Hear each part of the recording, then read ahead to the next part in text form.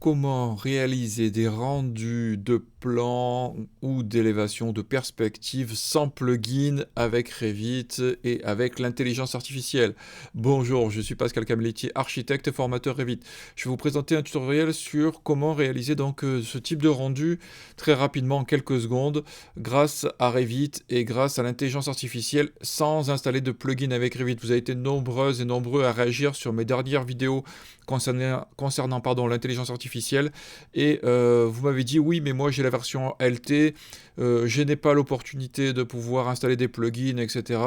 Donc comment est-ce que je peux faire, Pascal? Eh ben, je vais vous répondre aujourd'hui avec ce tutoriel. Avant de démarrer le tutoriel, je vous rappelle qu'en cliquant sur le lien qui est sous la vidéo, vous allez pouvoir entrer votre prénom et votre email dans le formulaire pour pouvoir recevoir mes conseils gratuits par email régulièrement.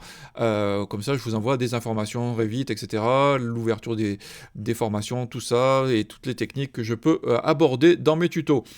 Et pour celles et ceux qui veulent récupérer donc le fichier du tutoriel, les images, les liens de tout ça, etc. Tout ça, c'est dans la box. Vous cliquez, vous vous abonnez à la box.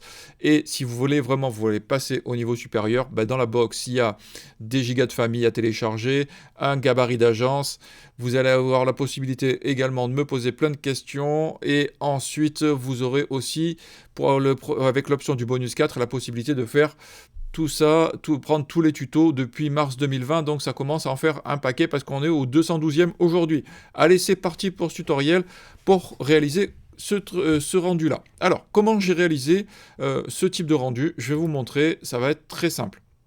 La première chose à faire, alors là j'ai une vue 3D de mon niveau, voilà, donc là j'ai ça aussi, j'ai mon niveau. On a plusieurs options, on peut prendre, alors l'intelligence artificielle qu'on va utiliser fonctionne principalement sur du rendu depuis des images. Donc vous allez voir, on va devoir créer des images. Ce qui veut dire que pour pouvoir créer une image, il va nous falloir utiliser donc un élément. Et moi, ce que j'aime faire, vous allez voir, si je retourne sur ma vue, alors je vais prendre celle-ci de vue 3D, je vais venir ici, voilà. J'utilise la zone de coupe. Alors, ce que je vais faire, c'est que je vais masquer le cadre, voilà.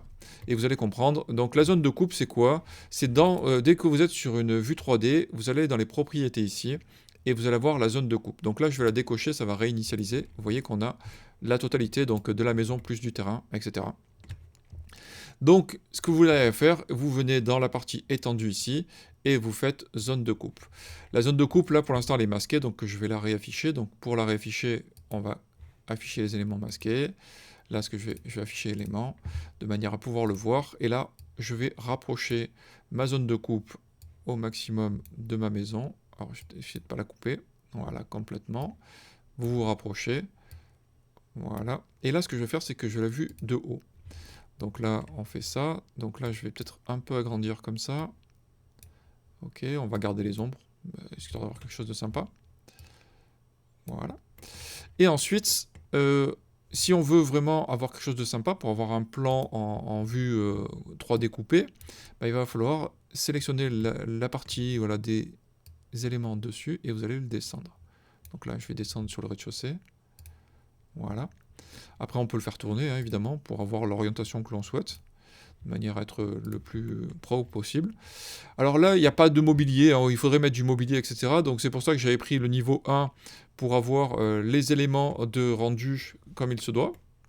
Ensuite, ce que je fais, moi, c'est que j'utilise un plugin que j'ai installé, mais sur mon Windows, et qui s'appelle ScreenPresso.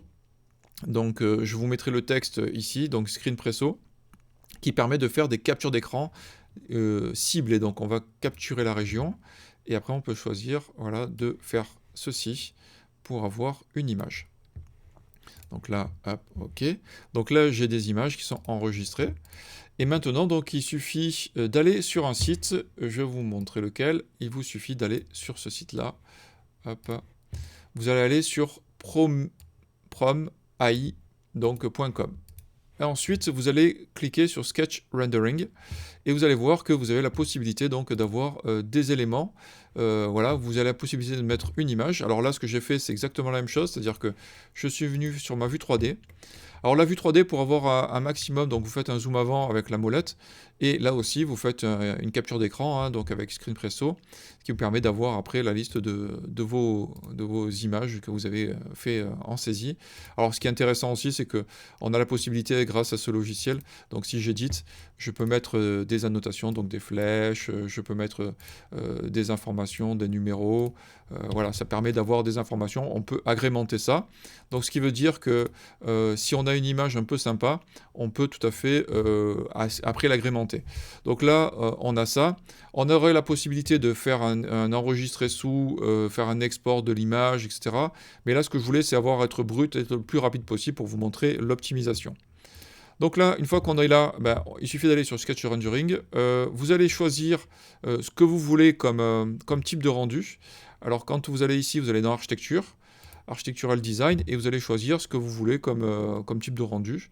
On pourrait prendre, voilà, on va dire celle-ci. OK. Et là, je vais demander la génération par rapport à l'image que je lui ai donnée. Donc là, il a mise en recherche, il va calculer. Vous voyez qu'il avance. Alors vous avez 200 rendus gratuits, hein, par défaut, après si vous voulez passer à l'élément. Et ensuite, ce que l'on peut faire, c'est une fois qu'on a cet élément-là, on a la possibilité donc de faire des retouches. Donc on peut lancer la retouche et dire OK, bah là il a mis du carrelage, il a mis le truc, là je veux un ciel, donc retoucher le ciel. OK, et là on va lui dire, ah oui, donc oui, non, c'est ça. OK. Retouche. Et alors normalement, il m'affiche l'élément, donc replace, voilà. Et là je peux dire, voilà, sky, sun, sky. Alors c'est en anglais encore une fois, hein. Clear. Ok, on va voir ce que ça va donner. On va régénérer. Il va réfléchir.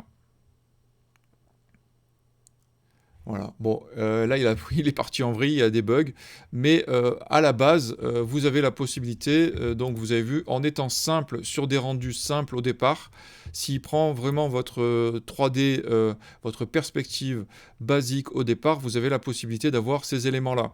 Donc on a cet élément-là, on a la possibilité donc d'avoir sur le plan, comme vous avez vu ici, des éléments. Alors comment on fait? Ben, il suffit d'aller sélectionner le plan.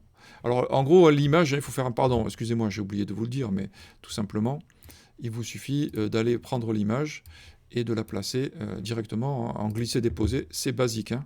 Donc là, pour le plan, ben, je veux aller sur de l'architecture.